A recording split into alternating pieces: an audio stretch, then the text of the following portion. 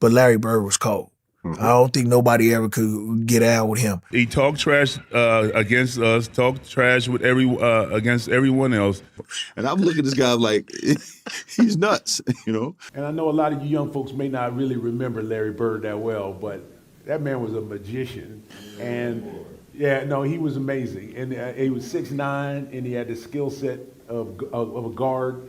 He wasn't that fast. He wasn't that great of an athlete. But he had the heart of a lion. And so playing against him was kind of my real first taste of, man, I want to do that, right? I want to compete against that every day. That's the kind of thing that's going to make you a monster. And there were a lot of great players. I mean, make no mistake, I faced a lot of great players every day, but I think when I came into the league, Larry Bird was at his peak. And he was incredible at what he did. And he was humble, and he came to work every single day, and I admired that. And so I think he was my favorite to play against, particularly early in my career. Larry Bird would shoot it anywhere. If you think about how many times he won a championship and what he was doing and what he was averaging, people don't understand. They was like, oh, he was slow. He wasn't. Nah, he was just smart. You know what I'm saying? He was smart and he can get it. He can get it done. He wasn't MVP all them times and all the All-Stars all them times for nothing. I'm going to take you over to this corner. I'm going to dribble 2 times. I'm going to hit your ass in the face, and it bet not touch the rim. Wow. And then he said, if it do, I'm going to come right back and do it again until it touch it. That's how Larry Bird used to get out. Wow. That's crazy. Yeah, Larry Bird was the coldest shit talker ever, man. And he bagged it up because he was so cold. That's you know crazy. what I'm saying? So ask people about him. Motherfucker used to tell you, boy, you can't do shit with me. I'm too motherfucking good for this. Wow. I'm going to give you a Christmas present. This jumper in your face. He used to always say this, man. First time Bird ever talked trash to me. It was my rookie season, my first game I ever played against him. And so I go shake his hand, and he put both hands behind his back. And I'm saying, okay, he getting his head ready to play. And first play of the game, he says, I don't know where they got you guarding me, Holmes. And he shoots a 3. Now, I wasn't upset he made the 3. I said, but this son of a gun just called me Holmes. Look, I was pissed. I said, I wasn't mad he hit the 3, but this son of a bitch just called me Holmes. And so it set up for a really interesting game. Because I remember one time I came down and I dunked it on him. He laying on the ground. He fouled me, and I'm pointing. And he said, hey, Rook. I said, what? He said, what? He said, I like you. You got, he said, you got balls, but I'm still going to get 30 on your ass. He got about 38, but I had to pay my dues. I wasn't upset about that because, back then, as a rookie, you got to pay your dues. Simple as that. He backed up whatever he said. If he tell you going to hit a shot to certain place, or if he going to take you down to the post, turn around, hit a fadeaway J, he going to do just that, and ain't nothing you can do about it. Joe. But please, let's not forget how incredible Bird and the Celtics were in their prime. I said they were almost impossible to go in there and beat. And they said, why? I said, because you could not make a mistake with them. If you turn your head or you don't rotate right on time or whatever it was, those guys made you play. And it was him. He was a savant on the court, just a savant, 2 plays ahead on everything. And so I was just talking about this maybe 3 or 4 days ago, how hard it was to go into Boston and beat a team when Bird is in his prime. I think it was 86, 87. So we was playing Boston Celtics in the Eastern Conference Finals. So they gave me the task of guarding Larry Bird. Guarding Larry Bird. I'm like this 25-year-old rookie in the league. They said, Dennis, you have to guard him. And I'm like, what I'm saying, guard him. So that was my whole job, to guard the toughest guy on the team, on the other teams. So, so I'm guarding him. And every time I turn my head, he's over there in the 3-point line. He said, I'm over here, Rook. I'm like, I got to go out there and run out there like a dumbass. Let's go out there, try to contest him. If he hit the 3, I'm like, okay, da-da-da-da. Sitting on the bench, watching Kevin McHale and Larry Bird. And Larry Bird did something. To me, I'm still marveled at this. And he got so many people. It was a timeout. And one of our teammates Bart Kofold had a camera. Right. He's taking pictures. So Larry Bird came over there and looked at our bench, and he said, three-pointer from right over here.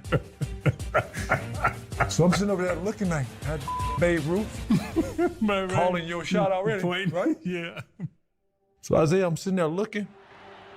He looked down at the floor. Hell, everybody looked down at the floor. He like he threw something, and he hit a three. Can you believe that? And I remember Kevin kind of looking over at the bench like, this gonna be a long night. We walk out on the court, and he said, "Who guarding me?"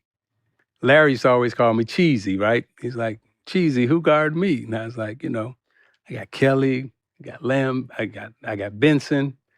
He's like, "You ain't got no brothers?" He's like you. He's like you.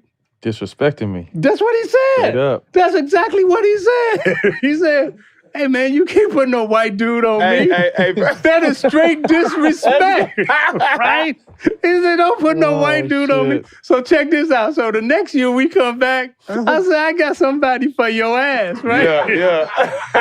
He said, "Who you got?" I said, "Rodney." He said, "Okay, he's a little better." He said, "But don't ever put no white dude on me because that is disrespectful." I was Larry. like, okay.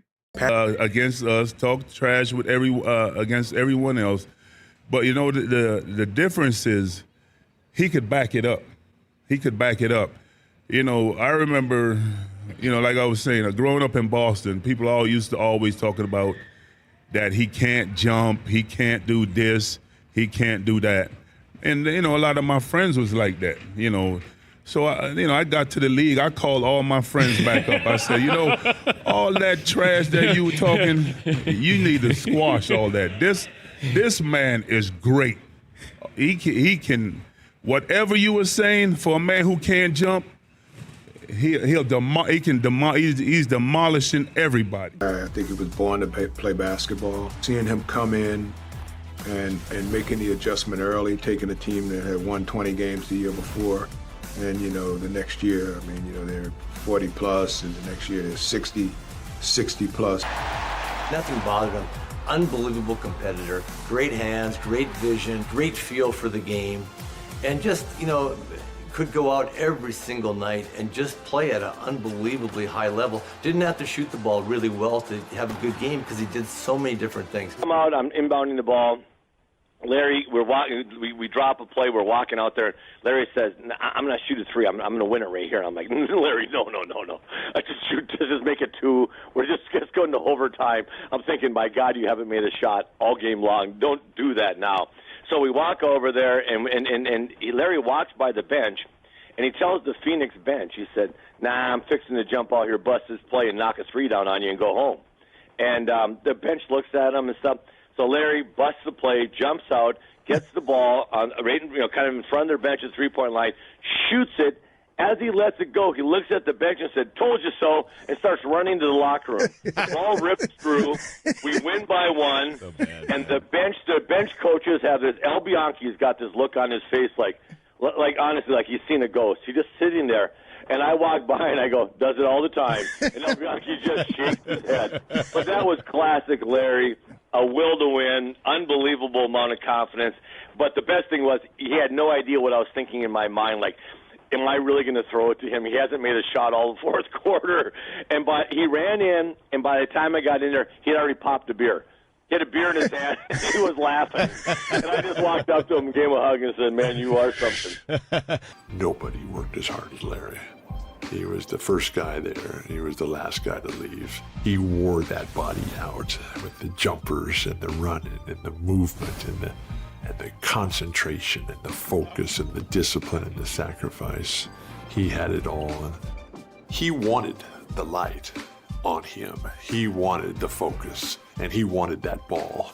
And if it ever got to the point where Casey Jones, a coach who we just loved and would do anything for, if Casey would ever call somebody else's play, Larry would just say, no, I'm shooting this ball, and he would. 2 seconds on the shot clock. Bird wants a three out of it, and he gets This guy I played against might have been, Larry Bird, someone like that. How good was Michael Bird? Jordan. I don't think people don't look at appreciate him and think, they he's said, a white no, guy, he's slow guy. a chubby white guy. He wore us out, man. Because he just, this muscle here, the one between his ears, that was his best, because he made the three-pointers and he had assists and rebounded, steals.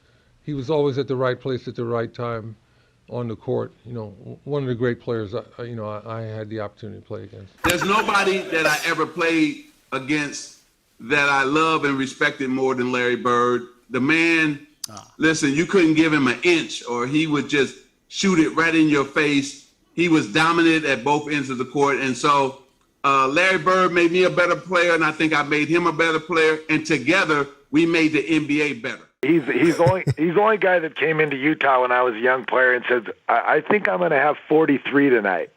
Told our whole team that on the bench, and he came in and had 43 tonight. So I don't know. I have to give the nod to Larry at this one. Don't feel bad because I was the tiebreaker on the poll question, and I picked Larry Legend as well. So I'm with the same company. So God, Bird talk trash to everybody.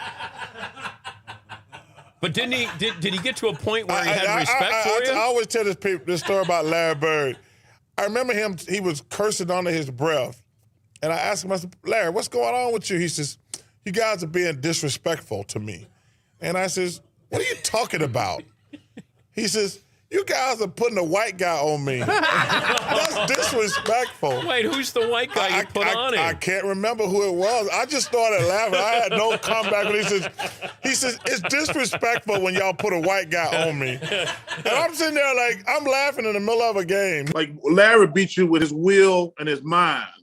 But he didn't have the athletic ability that Kobe and Michael and LeBron and those guys had. Yeah. Larry willed himself and his team to win. So